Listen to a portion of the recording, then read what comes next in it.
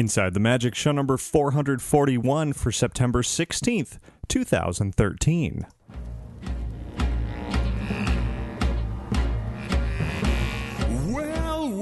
Well, looky here. The Inside the Magic podcast. So this is what everybody's been talking about. Mr. Oogie Boogie says magic, huh? Ooh, I'm really scared. Maybe I better make a special batch of my podcaster stew. Well, until then, back to you, Richard, old boy. And speaking of back, you might want to watch yours. Ha ha ha ha!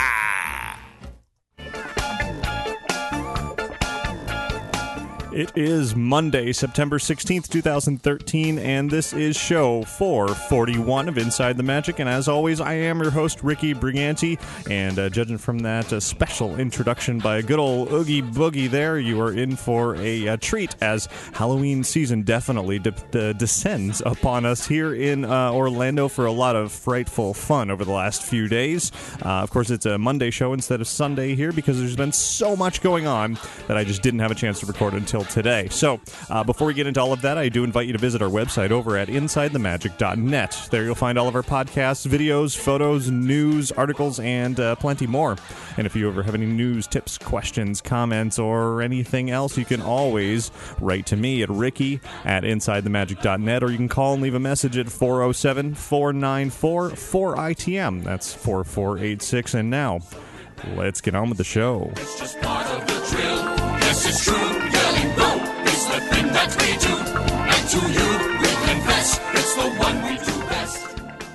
This week's episode of Inside the Magic is brought to you by Magical Travel. You can be among the first to experience the newly reimagined Disney Magic cruise ship with new spaces and surprises to delight kids, adults, and families with a 5-night Western Caribbean cruise sailing from Miami starting at $625 per person, double occupancy, and there is free shipboard credit available with each booking if you call Magical Travel today at 866-207-8387 or visit them online at magicaltravel.com to receive a free price quote, and be sure to mention Inside the Magic to receive a free Disney gift card for qualifying bookings when you book your Disney vacation with Magical Travel.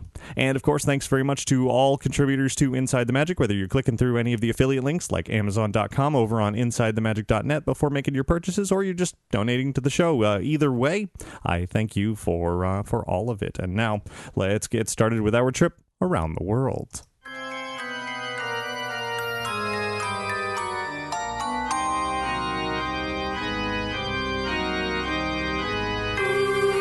Now, we do have plenty of Halloween season fun to get to this week, and some other things as well. And in fact, we're going to start with one of those other things here, even though we do have a little Haunted Mansion holiday music going here in the background. I will start with some news that just happened yesterday. This is part of the reason why I didn't record the show till Monday, because there was news going on all the way through Sunday. So I figured I'd wait a little extra long to make sure to include everything this week. And so we're going to start out in Hollywood, California, where it was announced late last night, a really odd late night Sunday announcement and press release that the Disney soda fountain next to the El Capitan Theater in Hollywood is going to be transformed into a Ghirardelli location. It's going to be called the Ghirardelli Soda Fountain and Chocolate Shop. It's still going to have the Disney Studio store in there, but it's going to be more or less a typical Ghirardelli store. They're not going to be the Disney soda fountain anymore.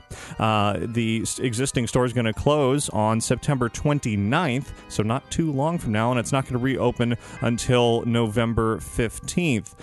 There will, of course, continue some of the traditions that have been in that location. There still will be pin releases. There will still be the Pin with Sunday offering, and there will be special Sundays for various films that are released at the El Capitan, including Frozen, coming this November, and looking forward from there as well. So they don't want to get rid of that tradition, but they do plan on making it a whole new look. It's going to look like, every other Ghirardelli that you've ever been in. So if you want to see the Disney soda fountain, if you've never been there, or if you've been there many times and it was a favorite, you definitely want to get out there ASAP, because it will be going away in the very near future. And here's some other news that came out this week. Jumping coast out here to Walt Disney World, though it is Disneyland related. You know those glow with the show ears that have been around for a little over a year now at Disneyland? Well, they're coming out here to Walt Disney World. These are the Mickey Mouse ears that light up in sync with a variety of shows. They will be making their Florida debut on October 15th in sync with Fantasmic at Disney's Hollywood Studios in honor of the show's 15th anniversary. And then 4 days later, on October 19th, Glow with the Show will be synchronized to the Wishes fireworks show at the Magic Kingdom, as well as the Celebrate the Magic projection show. And later in the year, during the Christmas season, the Osborne Family Spectacle of Dancing Lights at Disney's Hollywood Studios will also glow with the show, as will Holiday Wishes, the fireworks for the Christmas season at the Magic Kingdom. I can't say I'm a huge fan of glow with the show. It kind of gets in the way when you're trying to watch a show and you got all these glowing things around you, but I must say, having it in sync with the Osborne lights over at Hollywood Studios, that sounds like a great idea. I can't wait to see that. So now let's get into a bit of spooky fun, although not quite talking Halloween yet. First, we're talking limited time magic, and that was because a special event that has been long awaited happened this past Friday. It was Friday the 13th, and it was the Unleash the Villains event at Disney's Hollywood Studios. Took place at Disneyland as well, but of course I wasn't there. I was at Disney's Hollywood Studios for this one, and I was there with many other people. It was quite the packed event.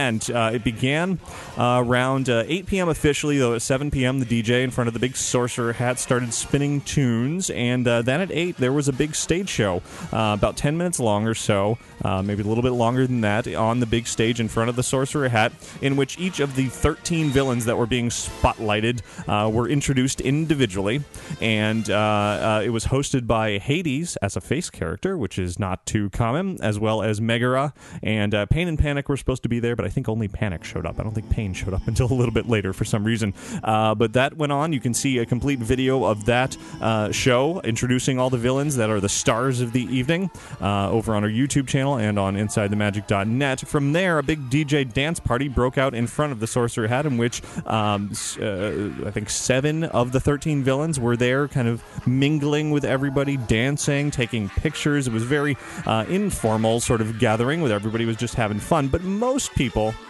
made their way over to Echo Lake, the lake that's right nearby that area, and holy moly, was it crowded over there. Hundreds upon hundreds upon hundreds of people packed into this one tiny area where Disney had 3 meet and greet stations set up. And this is where the 6 big meet and greets would be taking place that evening throughout the night, and everybody wanted to get their picture with these villains, a few in particular, because there were definitely some surprises to be found. There were some usuals, like Jafar was there, which, you know, it's nice to see Jafar and get your picture with him. The evil queen from Snow White was there again. It's, you know, it's nice there. Maleficent was there, not as common of a meet and greet, so it was cool to get your photo with Maleficent as well. But then came the rarer characters, like the bowler hat guy from Meet the Robinsons, which, you know, that's a pretty decent character to have out. And then there was Shan Yu from Mulan, very rare character. You don't see him in the park really at all, ever.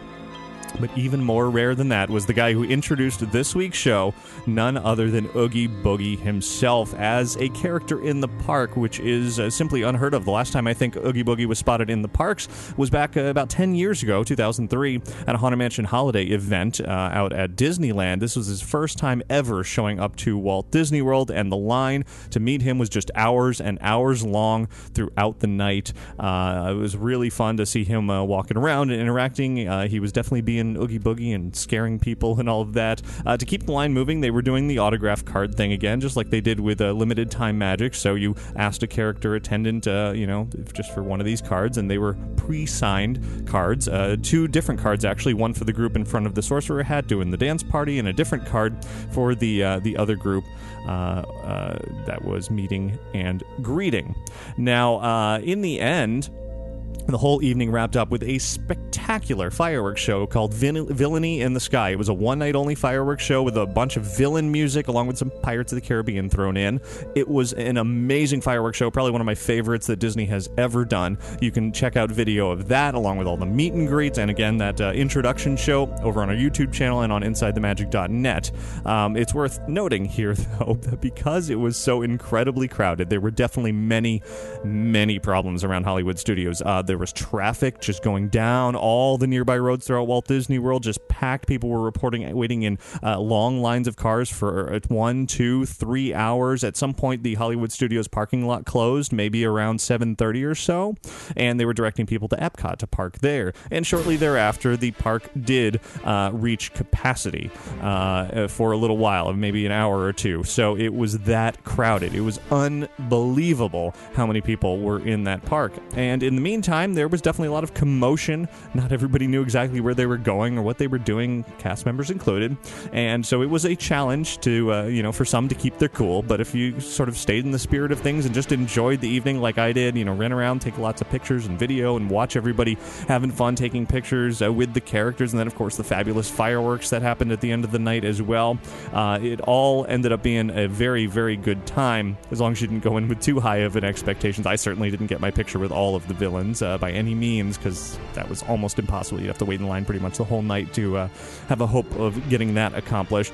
And the only other little bit of a snafu, I suppose, that happened there was that for some reason they stopped serving food after the fireworks or so, maybe around 11:30. There was just no food to be found in the park, which was very odd since it was supposed to be open till the 13th hour, 1 a.m. in the morning. So that was a bit strange. But overall, while it was kind of disorganized, people just going everywhere and just packing into every corner of everything, I still had a wonderful time. Really enjoyed this limited time magic event. Now, on the exact same night, Friday the 13th, the Disney Parks blog held a meetup over during Mickey's Not So Scary Halloween party, in which they surprised everybody by offering a first look at Princess Fairytale Hall, the latest addition to New Fantasyland, not even officially open yet. It doesn't open till Wednesday, September 18th, but those who were at the Parks blog meetup, along with select media, were allowed to walk through and tour Princess Fairytale Hall. Now, while I was over at Disney's Hollywood Studios, my wife Michelle was actually there checking out Princess Fairytale Hall. So you are able to head over to our website as well as YouTube to see a video tour of the whole experience. I actually haven't seen it myself yet because it hasn't opened up yet. But from what she told me and she showed me from walking through, and she actually went through a couple of times because there's two sides: one to meet Cinderella and a princess, another to meet Rapunzel and a princess. And as you walk through, it's a very regal environment, certainly. This is in Fantasyland at the Magic Kingdom, of course, in the former spot of Snow White's Scary Adventures, and of course it looks nothing like that old dark ride anymore. Now there are portraits of princesses lining the walls, including a fun one with Tiana that has the little firefly Ray from Princess and the Frog, as well as another firefly next to him, who we can only assume is his Belle Evangeline, before she ended up where she did. Also you can get up close with Cinderella's sparkling glass slipper as you're walking through, and then ultimately you end up in the chamber with the princesses. Very ornate decoration.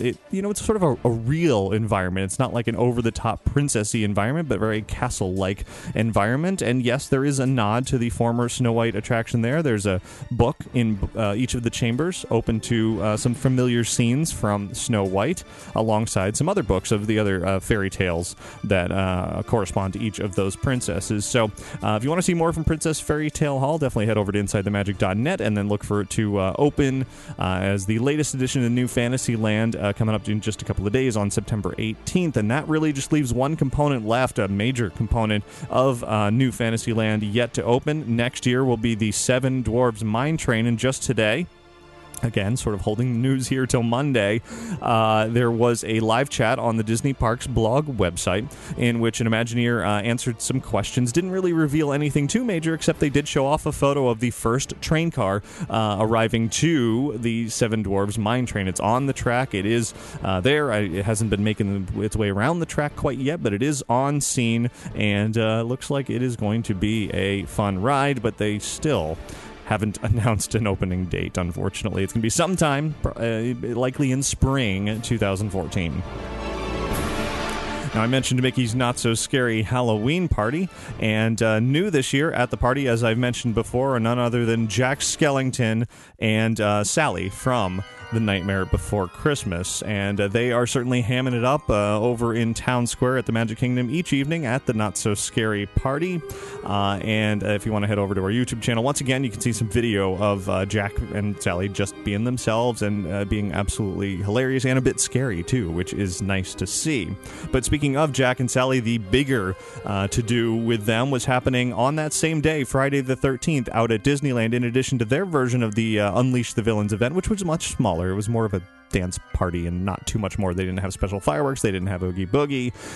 But what they did have was the debut of Haunted Mansion Holiday for this year. It is the 13th year of Haunted Mansion Holiday, and they have enhanced it with some very special high-tech additions. There's a new animation for the stretching rooms, and Zero the Ghost Dog flies through the attraction's changing portraits as well, of course, as they have a big new gingerbread house. And once again, I keep pointing you over here, but that's where you can find everything. Head to our website or on our YouTube channel to catch a video of all of the new additions to Haunted Mansion Holiday, and as well as a full ride-through of this year's version of that attraction. Definitely some exciting stuff there. I'm looking forward to seeing it myself in just another few weeks. I'll be heading back out to California to do a massive Halloween adventure across many attractions out there, Disney and otherwise, so look for even more Halloween to come then, and actually later in this week's show. But now we're going to move past Halloween here for a few minutes to talk about something else that's going on in New Orleans Square that I've mentioned before. Club 33, the exclusive restaurant in New Orleans Square, is receiving a major expansion, and this week members were allowed access to a preview center to find out all the details as to what exactly is going to be changing with Club 33 and, more importantly, with New Orleans Square itself. And the changes are pretty sweeping. The club is going to close down at the beginning of January. It's going to be about a 6-month or so renovation, and they're really trying to stick to that schedule to have it reopen as soon as possible. But the changes are as follows. The Christmas store, the ornament store that you see in New Orleans Square, that's going to be the new entrance to Club 33. You're not going to have that, the green door is still going to be there, but it's not going to be the entrance to Club 33 anymore. Instead, it's going to be in that Christmas store, and those who enter through, they have a reservation, you go through, then you're going to enter into New Orleans Square's Court of Angels. You know that lovely little area in the back of New Orleans Square that has the curved staircase? Well, that is no longer going to be accessible to guests, to regular just, walking through guests. You have to have a Club 33 reservation to get in there. That is going to become a waiting area with tables and chairs, and there's still not going to be a roof covering it. It's going to be essentially the same sort of courtyard, although there's going to be an elevator in the area in order to have it ADA accessible, get everybody into the club that way. But it's going to be blocked off from everybody to see in there by opaque glass panels. So no longer will you be able to walk through New Orleans Square and see into that area when all of these changes are done. Some of the changes we knew about already were confirmed by Disney. The trophy room is going to become a backstage area inside the club.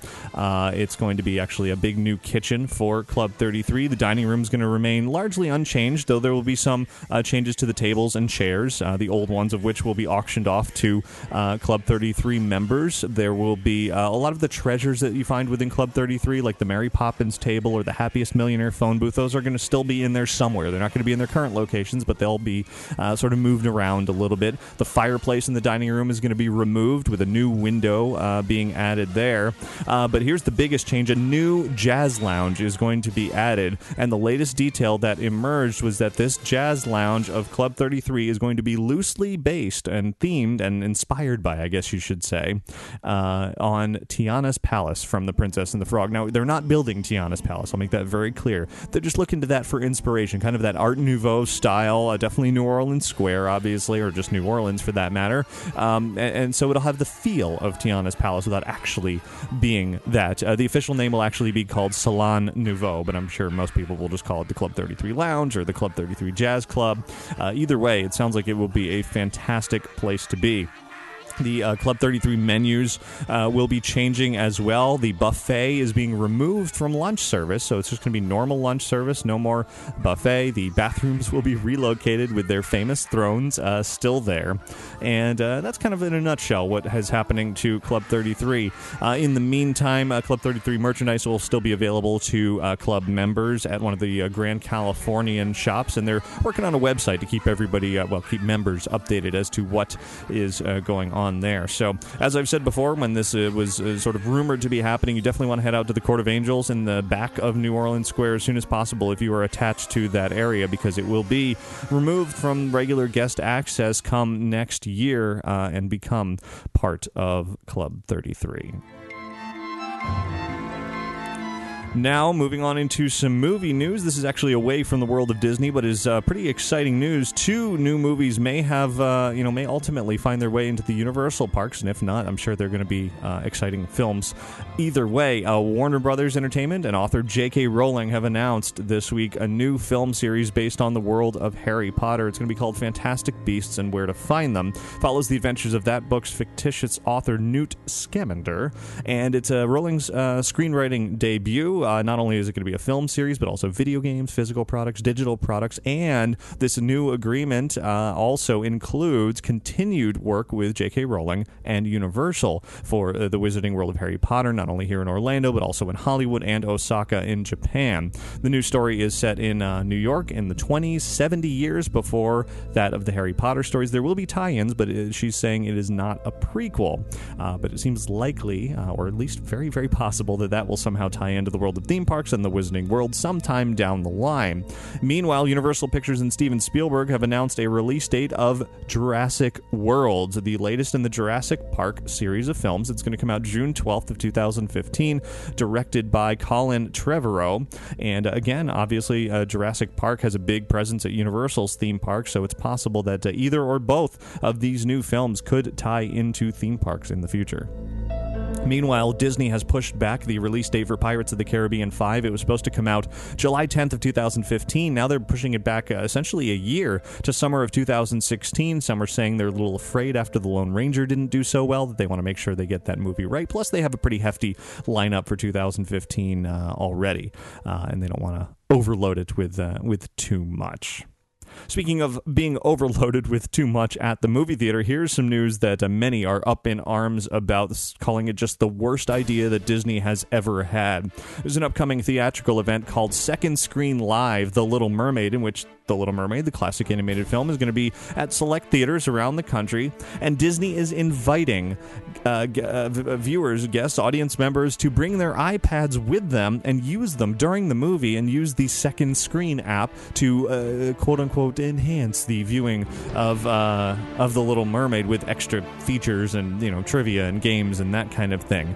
To me and to many others, it just sounds like a giant distraction. You're trying to watch a movie on the big screen, a classic like The Little Mermaid, and what do you get? A bunch of glowing screens in the audience. Of course, it's a special event. It could be fun as an interactive event. It's a one-time thing, but it also kind of sets a precedent. Imagine giving your kid, an iPad, saying, "Hey, play with this during the movie." Well, next time you go to the movie, they might think that that's okay, or even at home for that matter. It's definitely something that can be incredibly obnoxious to have these glowing screens in a theater, and for Disney to be inviting people to do just that, even if it's at a special event. I'm among those who don't agree with the whole thing. It's really sending the wrong message. But if you are interested in taking part in this, it'll be at select theaters in New York, California, New Jersey, Texas, Tennessee, Kansas, and including the El Capitan Theater in Hollywood. And that's starting just a few days from now, September 20th. In the world of video games, DuckTales Remastered is now available for Xbox Live, so if you've been waiting for that, it came out just very recently. It's $14.99, and it is a must-play. I absolutely loved every second of it. And also in the world of video games, Disney Infinity seems to be doing pretty well in the first 2 weeks of it being available for sale. Walt Disney Company has had about $30 million or so worth of sales. That's about 400,000 units, which roughly matches the debut of Activision's Skylanders Giants. So it's, it's for a similar game, kind of on par. I'm sure moving into the Christmas season, it'll do quite well as well. If you want to see some Disney artifacts in person and you're in the Chicago area, you're going to want to check out the Treasures of the Walt Disney Archives exhibit that's opening in just a month on Wednesday, October 16th at the Museum of Science and Industry in Chicago. That's also the 90th anniversary of the Walt Disney Company itself. And a lot of the artifacts that will be in this Treasures exhibit have been seen before at other Treasures exhibits, but it's the first time they'll be in Chicago. So if you're local there, you definitely don't want to miss that. And lastly, in the world of merchandise, if you were a follower, a collector of the Walt Disney Classics collection, you know that it went away, has moved into the world of Precious Moments. They're going to be the ones producing it, and it seems within the next 2 weeks, their official catalog of what these new Classics collection, the WDCC collection, will be featuring. So we can look forward to seeing what that entails in the near future, and that will do it for your news from around the world this week.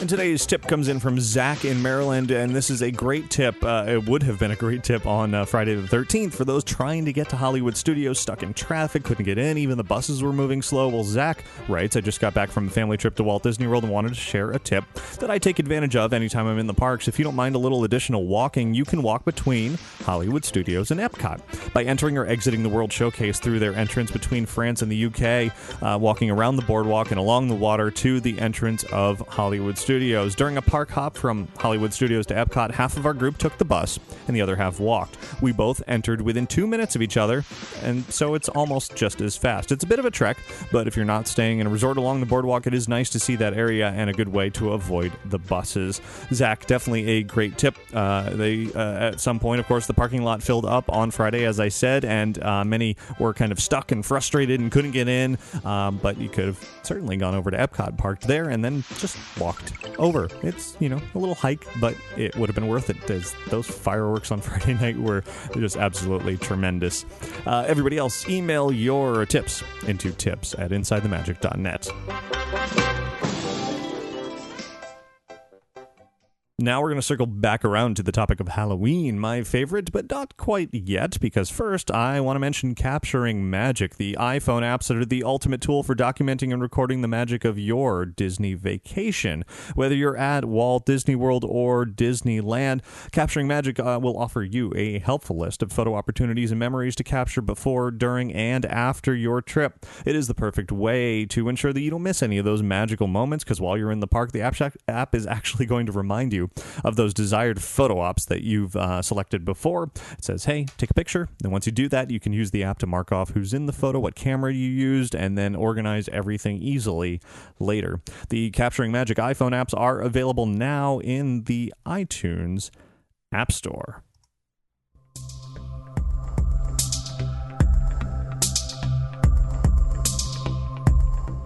Now, I want to move away from Haunted Mansion Holiday and Mickey's Not So Scary Halloween Party and all of that to talk about Halloween Horror Nights over at Universal Orlando, which is starting up this week. Coming up this Friday is the debut, but just a few days ago I had a chance to preview quite a lot of it with the folks who helped to create it.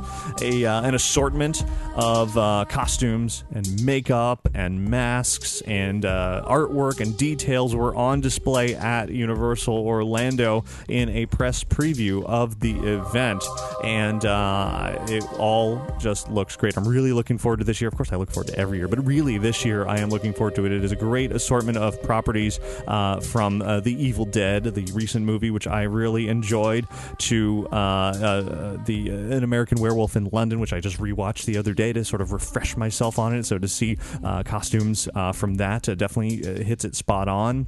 There, of course, is The Walking Dead, big and predominant throughout this year's event, as well as some original ideas like La Llorona, Universal Orlando's own take on that.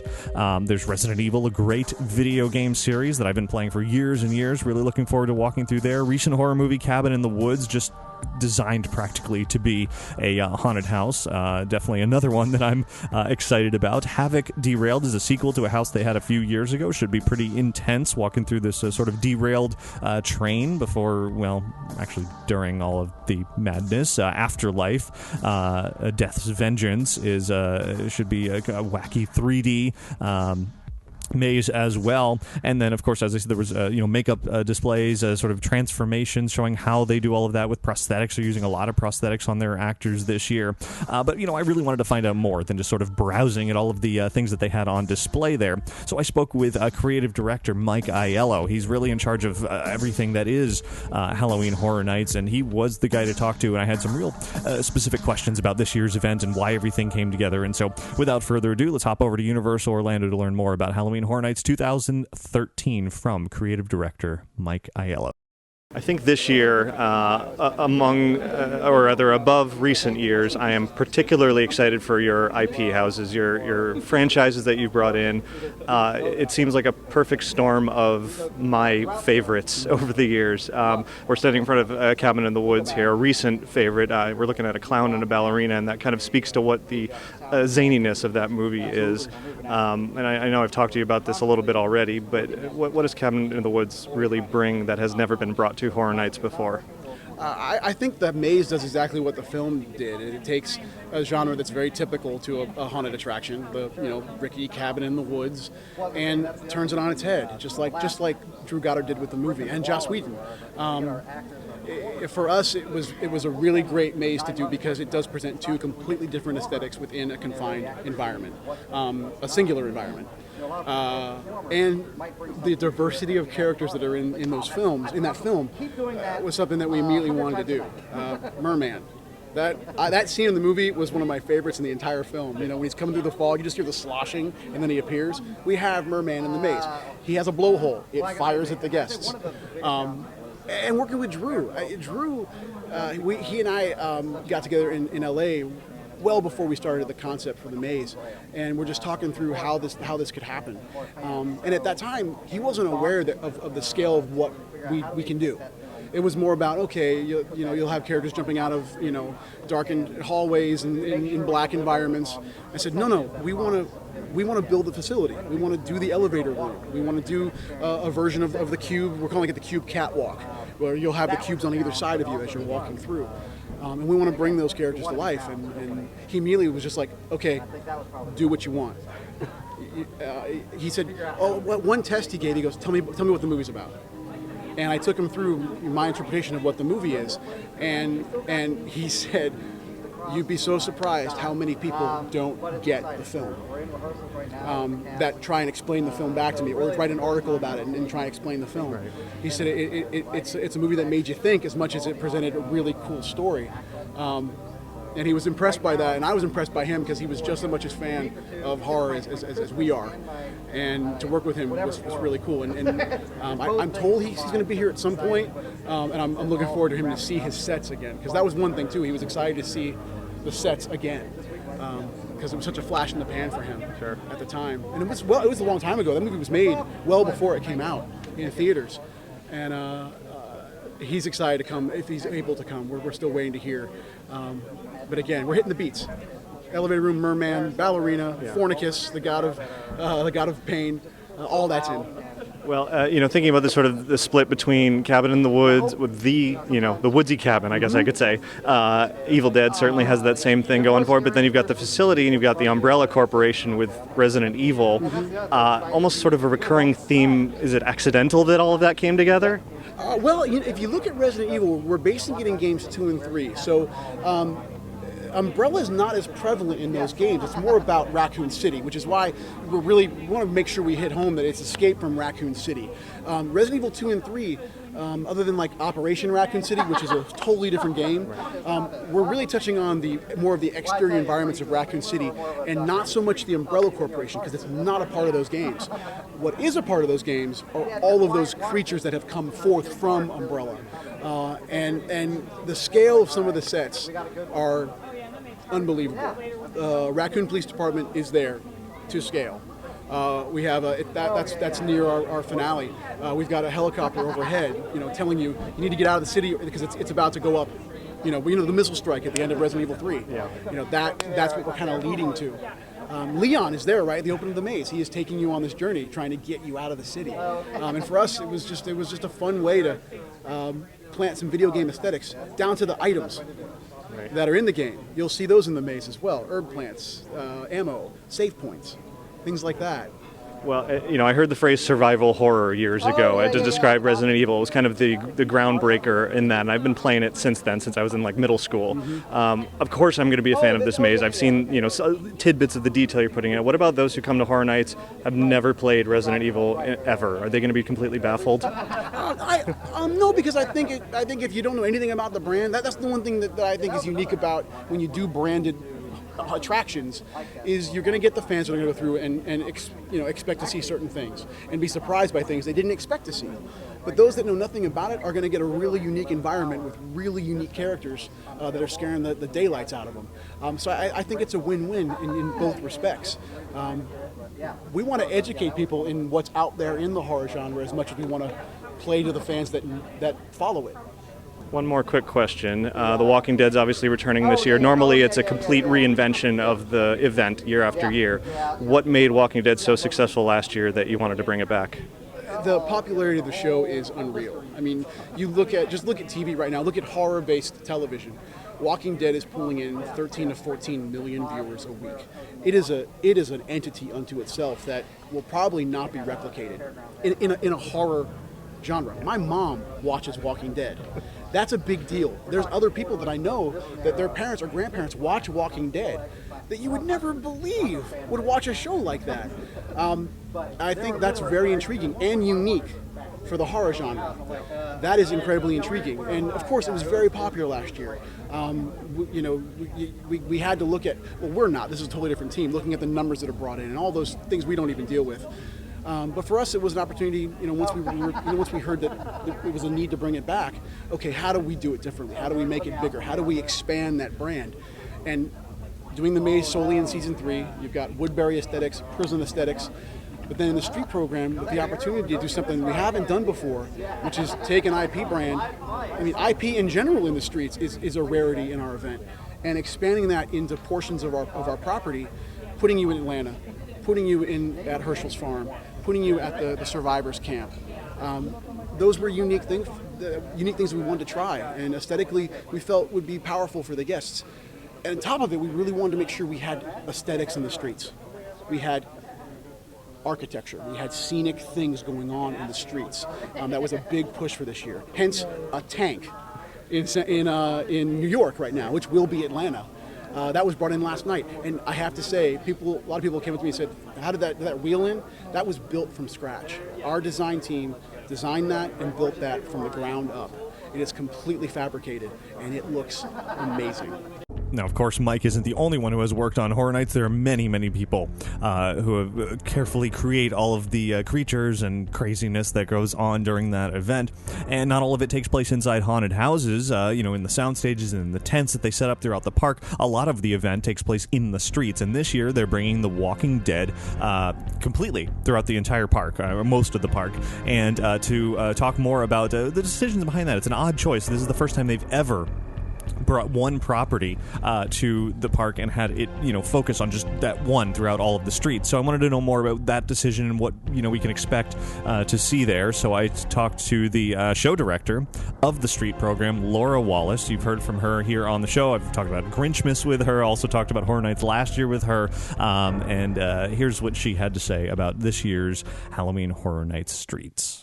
Last year, the street program was very different than years past, roaming hordes, and, it was a mixed bag of reactions, I think. This year, going in another completely different direction. Is this kind of the future of Horror Nights, you think? Just reinventing the streets every year? I totally think that we are going to do something new every single year. We're already thinking about next year and the new inventions that we can create and new ideas that we can do on the streets. I think it's definitely something that we're looking forward to the years to come with the street program.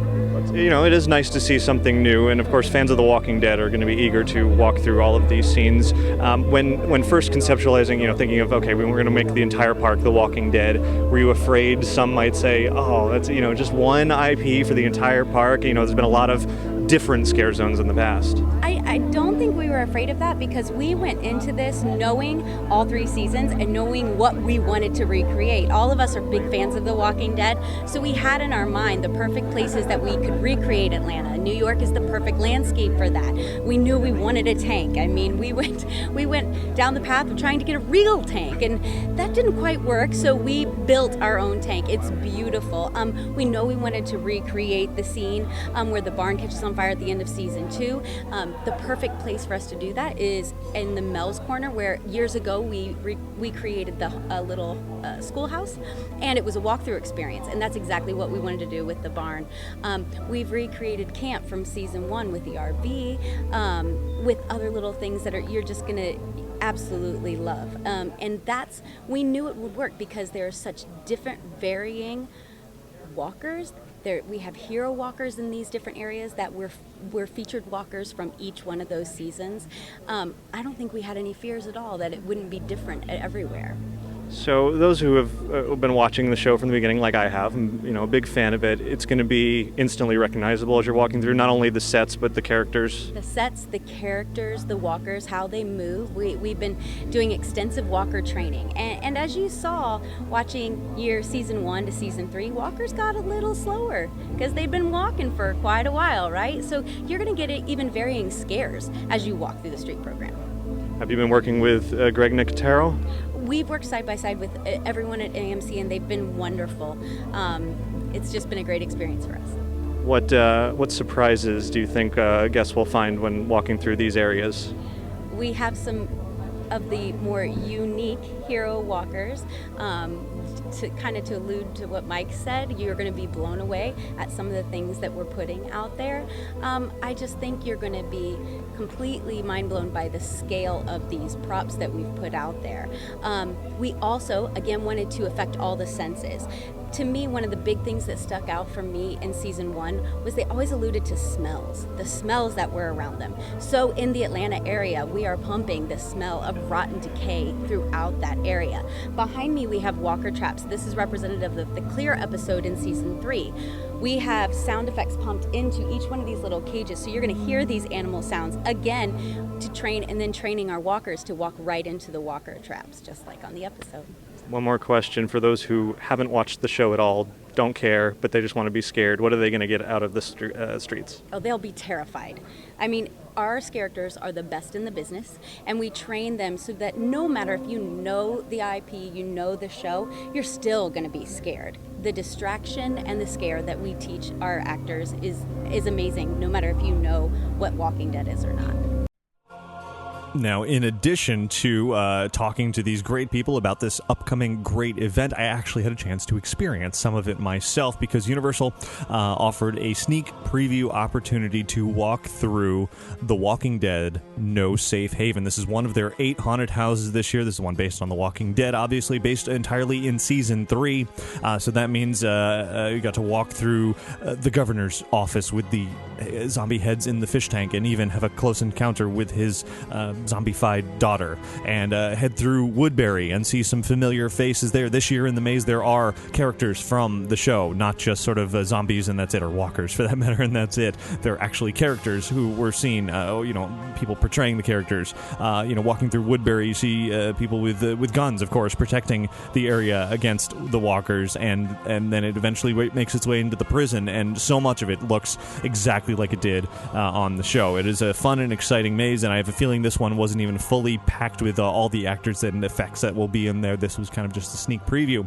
If you want to see that complete walkthrough of The Walking Dead maze, head over to InsideTheMagic.net or on a YouTube channel. I did a combination of regular sort of normal light video as well as night vision, sort of edit them together as needed to make sure you see everything, and so you can check that out over on our site.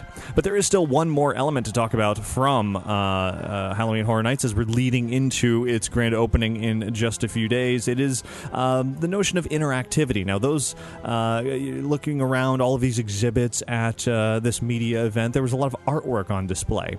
And at the time, I didn't really have a chance to look too closely at the artwork because it was hectic. It is a media event. I was trying to talk to as many people as I could, take lots of pictures, lots of video, really take it all in. I only had a couple of hours to do all of that. As it turns out, the game was on, the game being Legendary Truth, and that is the interactive experience for this year. It has been for a few years now. They're really ramping it up this year, and if anybody at this media event had looked closely at the artwork, we would have revealed these little numbers that decoded, revealed different names, and so on and so forth, and it is all part of the experience. Fortunately, while I was there, though I didn't actually take part in the gameplay, because I just kind of missed it, as did everybody. In fact, nobody picked up on it, and Universal had to kind of clue everybody in. But I did talk to TJ Mannarino, the head of their art and design department at Universal. He, of course, works on Halloween Horror Nights, and he is up there at the top of, or near the top of, the whole Legendary Truth interactive campaign. It's really interesting to hear what Universal is doing with technologies like RFID versus what Disney is doing with, Magic Bands and My Magic Plus and all of that. Universal, rather than offering fast passes and room access and all that kind of thing, they are taking it into the park and making an experience out of it. So I talked to TJ for a few minutes about Legendary Truth, and, here's what we talked about. What I am particularly excited about for Halloween Horror Nights 23 is the amped up version of Legendary Truth, kind of inspired by the past and Horror Unearthed last year. What direction are you going in this year once the event begins? It is a fascinating direction, I have to say. We've been involved with this type of interactive gameplay for many years, and we're taking all of our years of knowledge and experience and actually culminating it to this year's event. With the technology last year, RFID and Horror Unearthed really actually kind of took us into a whole new realm of really actually giving the game player the ability to actually score or basically progress within the storyline. In the past, we were able to watch people progress through, small interactions or through group big social interactions, but we weren't able to pick anybody out of a crowd and by nature give them either accomplishments, awards, or actually give them access to certain things because they had already accomplished certain other types of tasks. Within the technology, we're able to do that. So for us as designers, that opens up an unbelievable wealth of opportunity. And then being able, giving everybody to kind of choose their own legion, gives us the ability that you guys segment yourself, and then we're able to actually now put those relationships into contrast, into partnership. The ways that we're going to be able to design the game this year is going to be unbelievably fascinating because it's going to take all the stuff that we've learned, all the stuff that you've told us you guys want to do, and be able to put it out there and have everybody kind of have fun with it. It's hard to define, I think. It's, everybody knows what a ride is, everybody knows what a show is, and even, other theme park companies in the city are now working with RFID things to give you, fast passes and that sort of thing. This is different, How do you sort of pave the way? Is it a challenge? It is in some aspects, because the technology in some is very simple in its nature. It's able to register and log and do stuff. Now, it really then puts the weight on our shoulders to design how does that experience differ, because the technology is the same every time. Now, how we use it as part of our story and our gameplay, and then the other thing that we're fascinated with solely on with these types of experiences is how does the experience grow. So after you've done it 3 times, it's not the same after the 3rd time. It's not the same after the 4th time.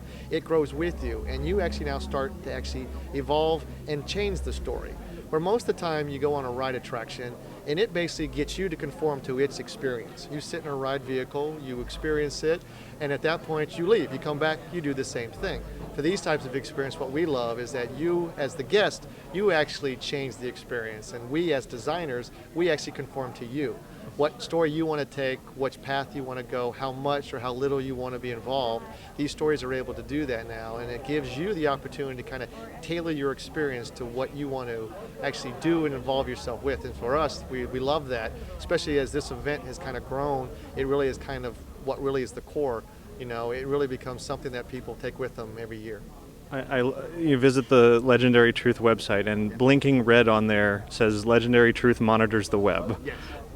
Do you have a beginning, middle, and end to the story that you're telling, or are you figuring that out as you're going? It's kind of a mix. We definitely do a large amount of story arcs. There's multiple storylines within Legendary Truth. And especially this year, the campaigns that we're starting right now, have a series of different types of storylines, because since we're actually going to propel Legendary Truth past the event's closure, we know we got to keep stories involved for quite some time. They can't be very short stories. So they're going to be long stories. They're going to involve themselves. And what's great about them, they'll run parallel paths, because as the audience, you, start to make your choices, we can jump from one path to another path because of where you want to drive kind of the experience. And so for us, that's fascinating, because we really use a lot of content that we generate, but we also look at the content that's being generated from the web and from the conversations, from the communications through various blog sites, or just even social communications like these types of events. People kind of give us what they're interested in seeing, and if we're able to do that as designers, it actually kind of tailor fits the experience to what their needs are, and then it becomes even more robust for you guys and for us. It's this year incorporated into the frequent Fear Pass ticket. Was that a decision based on knowing that those who are going to come back over and over obviously need the frequent Fear Pass, or is there a money decision behind that as well? Most of it's generated by the way the story plays out is that it fits that program the best. Is that if you're already going to come multiple nights, this is a great way to experience the event, and that it changes for you. Most people come because they think it's a great value, but now if you could actually put this experience with you come in multiple nights, you actually get a chance to see how the event really evolves for you. And we found that in the past was a great opportunity for people to kind of socialize. So putting the two together, we thought definitely was a win-win. At the same time, for us, because we know there's different markets out there that are coming certain nights that want to play. Well, they can play online, at home, actually in the park still too. But that's the stuff that we as designers also have been trying to figure out for the last few years, is that these types of experience, most people feel like, well, if I'm not there, I don't want to invest the time, I don't want to maybe take the effort, but this year and some of the past years, we've designed online experiences that kind of gear and connect to the in-park experiences. So our hope is that as much as you might come to Halloween Horrors maybe 2 nights, maybe go back to up north or maybe back to the West Coast or something, you can continue your Halloween experience online and not miss a step on what's happening. It keeps everybody connected, whether they're here or not. Yeah, true. What would make you happy in the end? Is it that 50 people played it night after night and they were really excited about it? Is it that 1,000 people did it just a couple of times? What is the happy moment? I think the happy moment is we've already shared a little bit. Is that when we started the Legendary Truth in 2008, we had hoped a few people would show up. On the first night, we opened up what we called our infilled, sign-ups. We had over 200 and some people show up, and we were amazed in that first night. We're like, this is something people want to do. And we continued that year, and we played out the game experience, and then we brought it back a few years later, and then within last year's experiences. So every time we've actually been opened up, the opportunities to play this type of, experience work, we've been unbelievably satisfied with the amount of people and with the passion that's come with it. Last year's people that played, took it as an experience that they love. They were very open in their communication and said that they want to do this again and do more of it. So for us as designers, felt like, well, that's great for us, because to be able to design stuff that we know people want to do, is half the battle. And then for them to actually take it and kind of make it their own really becomes, an experience that we're just happy about. So yes, if 50 people play it and love it, that's great. If 100 people, 1,000 people play it and love it, and that's great. For us is that our goal just really is to put it out there and hopefully everybody kind of make it what they want to. So there it is. That is your preview for Halloween Horror Nights 23 at Universal Orlando. Starts in just a few days. Of course, the event also starts in Hollywood on the same day, September 20th. I will absolutely be there on opening night out here in Orlando, and I'll come back and write up my whole review, as I always do, over on InsideTheMagic.net about house-by-house reviews, and shortly thereafter I'll be taking lights-on tours of the houses and offering some extra special access to all of the those experiences as well. So if you are as much of a fan of Halloween and all the spooky experiences as I am, you are not going to want to be away from our website and YouTube channel for very long this week, because it is going to be sheer insanity coming up starting this weekend and then moving forward over the next month and a half or so. I promise I'm not going to completely dominate this podcast, this show, with nothing but Halloween, but it'll definitely be there. Because I love it, and I'm bigger and better than ever this year. I'm doing even so much more that I just can't wait for all of it. But I promise that is it for the moment for Halloween for this week.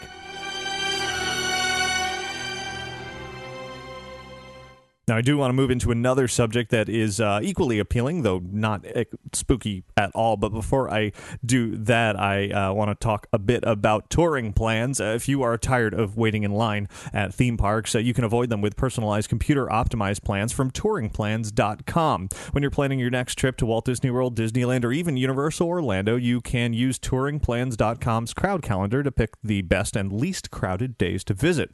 Then once you're in the parks, you can utilize their mobile wait time app based on years of data to determine when to hit each ride, show, or other attraction with the least time spent waiting in those lines. And you can save 20% now on touringplans.com by using discount code ITM to start planning your stress-free vacation today.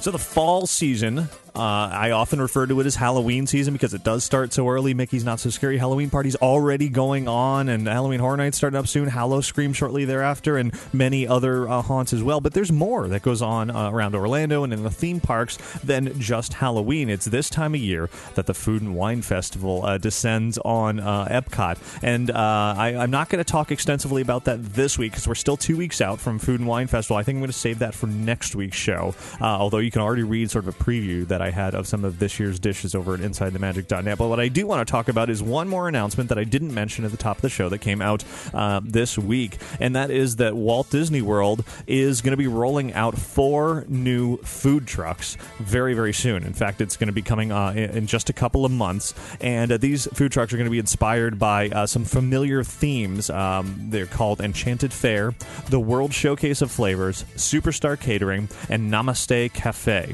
And rather than me describing these and talking all about them, I went right to the source, Chef James Kleinschmidt. He's the guy behind the food that's going to be on these food trucks. He is the Downtown Disney area manager for food and beverage, and I had a chance to talk to him just a couple of days ago about what these new food trucks are going to bring to Walt Disney World, what's going to be served on them, what's particularly exciting about them, and why Disney has decided to create their own food trucks.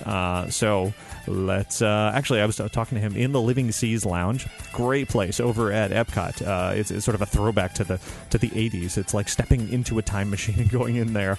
So that was a lot of fun. But anyway, so let's hop on over to Epcot now to talk food trucks with Chef James Kleinschmidt. So it was just announced that food trucks are coming to Walt Disney World. Can you run through the different trucks real quick? Just kind of give them a description. Yeah, we have 4 trucks coming. They're all kind of themed after the 4 theme parks. And we have Namaste Cafe, which is themed after the Animal Kingdom.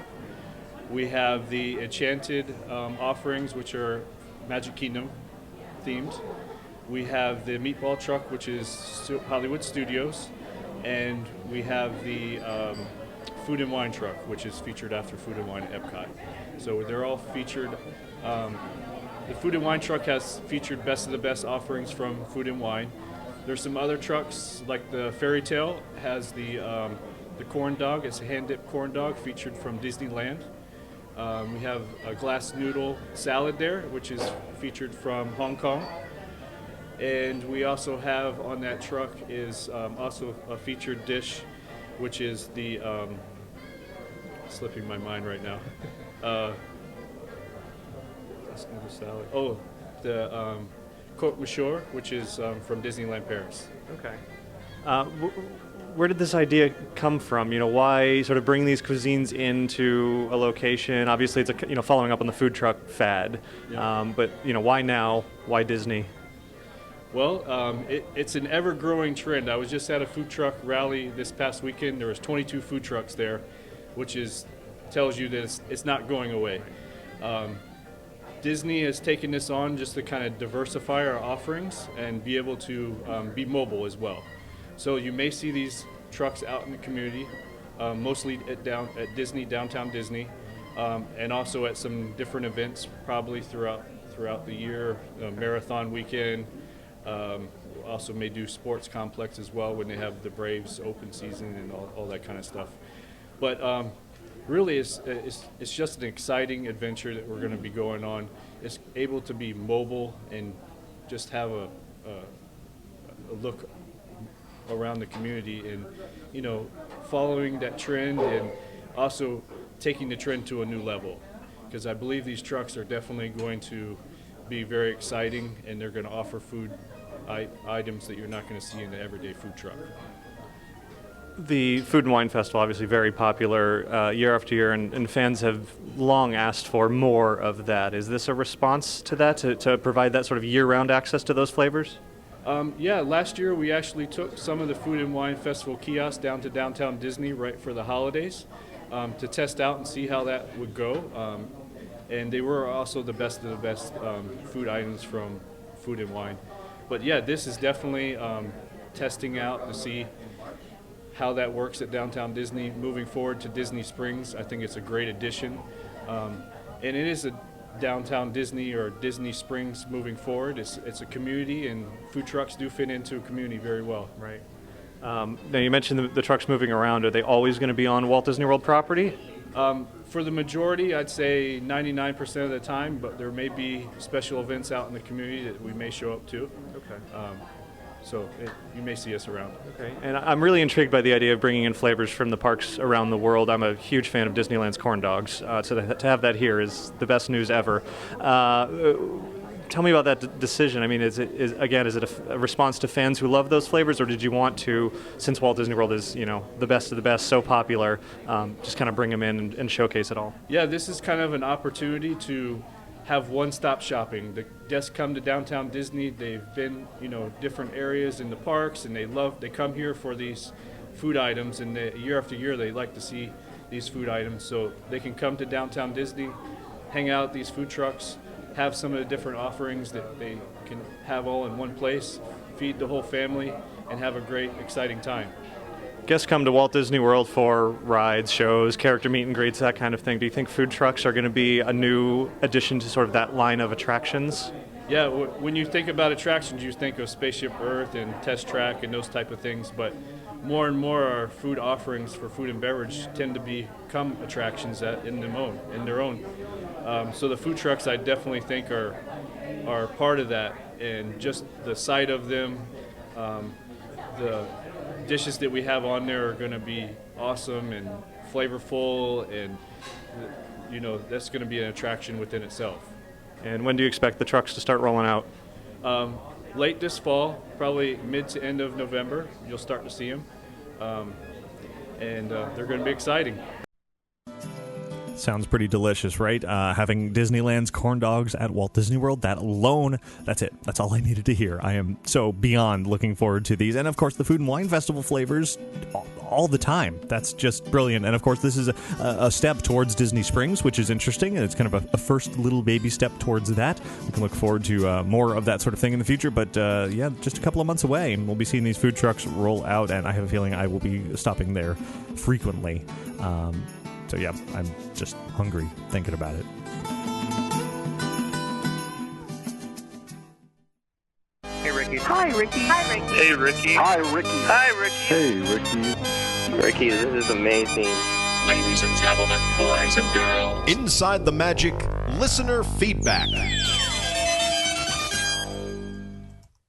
I want to go back to the Haunted Mansion holiday music here because it's the time of the year for that, and I just love playing it because it just started 3 days ago, and Haunted Mansion holiday is awesome. Anyway, let's do just a few emails here before wrapping up the show. Susan wrote in with a great report of this year's Happiest Haunts tour out at Disneyland. Susan wrote, I have taken this tour in previous years, and it seems to change every time. This year, the tour consisted of a few Halloween origin stories, a tiny bit of Disney history, and riding the Tower of Terror, Space Mountain, and Matterhorn and Haunted Mansion. We also received a tour pin and a couple of sweet treats. And I must interject here and say that pin is awesome. Has a little Hatbox Ghost on there, and as the Haunted Mansion Happiest Haunts tour, I need to get one of those. That aside, as Susan continues, the highlight was our ghost host, Gracie, in full mansion garb. He explained that with Jack Skellington taking residence in the mansion, he was able to get out and into the park. He told many of the stories and stayed in character to the end. He departed early because, as he explained, he had to be back in the mansion before the park closed, or he'd have to wander homeless forever. And to our delight, as we rode through the mansion, we saw a ghostly, glowing Gracie waving goodbye. The cost of the tour with the annual pass holder discount was $60. Some folks actually left the tour early because it was basically an expensive fast pass. Previously, the tour had more haunted Disney content, but in Disney's defense, one of the features of the tour was not available this particular night. On nights that the Mickey's Halloween party is running, you can attend the party after the tour. Ends around 9 p.m. so you can catch the fireworks. It requires admission into Disneyland, but not California Adventure. I enjoyed the tour, but I could see why some people might be disappointed.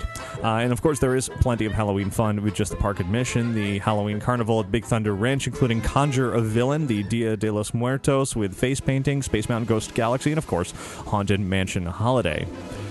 Susan, thanks very much for that report. It sounds like a fun tour, though a little pricey for what you get, but as I said, that pin is very desirable, and I will have to hit eBay to get hold of one of those.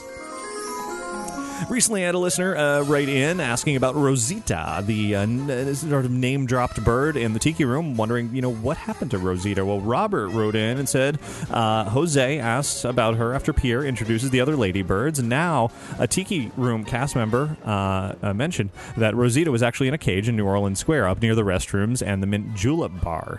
When Robert wrote that to me, it rang a bell. It's something that I feel like I've seen before, so maybe Rosita's just kind of hanging out over in New Orleans Square and, didn't want to be in the Tiki Room anymore. Now, a couple of weeks ago, I had Maggie on the show who was talking all about what is and is not, or rather, who is and is not a Disney princess. And so here's a couple of responses to that. One came in from Giovanni, who wrote, Disney needs to finally acknowledge that Kairi from Kingdom Hearts is a Disney princess. Jeff wrote in and said, Princess Ada. Can't believe this Disney princess was neglected. And then Drew wrote in with a much longer message, who writes, just listening to show 439 and found Maggie's assessment of the Disney princess phenomenon interesting, if a little subjective and inconsistent. For example, why does Pocahontas not technically qualify as an Indian princess, but Tiger Lily does? As for myself, I understand that they have their reasons for who they classify as an official Disney princess, and I've accepted Disney's lineup of the official princesses, Mulan and Pocahontas included, as a way to include various ethnic backgrounds in the royal roster. Also, there is no official Disney prince line, except as related to the companions of some of the Disney princesses, but I did feel that the need to clarify a couple of things regarding the names of some of the princes Maggie mentioned. Although there are many rumors regarding Snow White's beau, he has never had an official name other than the prince. Cinderella's prince is only ever referred to as officially as Prince Charming. Those rumors somehow abound as to what his real name is, too. And finally, most egregiously, the popular fan myth that the Beast's real name is Adam.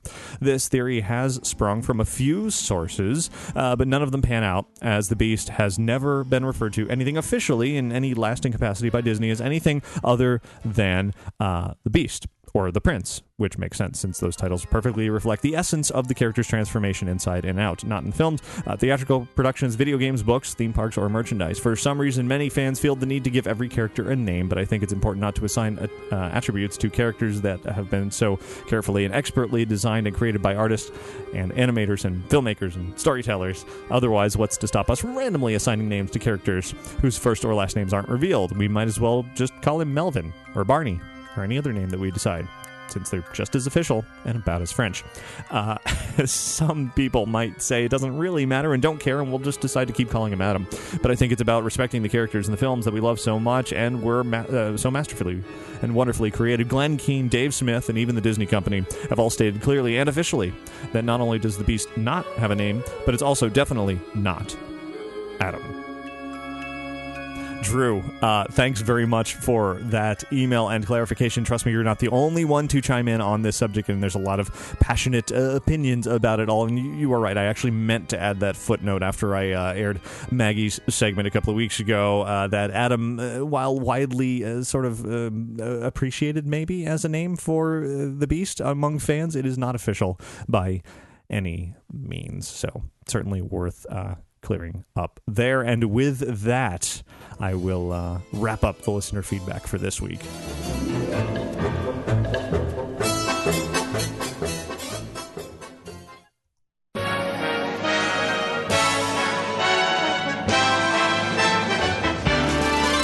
There's a great big beautiful tomorrow. Please please do head over to InsideTheMagic.net and our YouTube channel to check out the videos and photos from the Unleash the Villains event at Disney's Hollywood Studios. It was a wild, crazy evening, unlike any I've ever experienced at Hollywood Studios before. It was madness. It was packed. It was loud. It was chaotic. It was people yelling and bumping into each other. And despite all of that, yet it was really, really fun.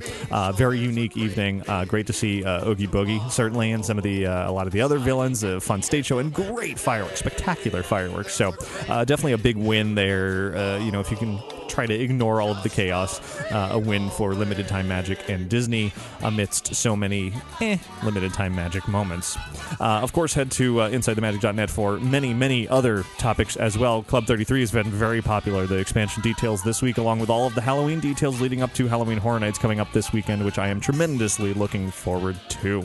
And in the coming weeks as well, to many other Halloween events. Of course, I do want to thank Magical Travel for sponsoring this week's episode of Inside the Magic. You can find out more about their services by visiting magicaltravel.com. And don't forget to check out the Capturing Magic iPhone apps. Just search for Capturing Magic in the iTunes App Store to start planning your magical memory capturing when you're at Disneyland and Walt Disney World now. And if you don't want to wait in those pesky lines, visit touringplans.com. Use code ITM to save 20% off of their touring plans, in which they will help you beat those lines. Don't stand in them. Just work your way around them and enjoy the rides without all that wasted time.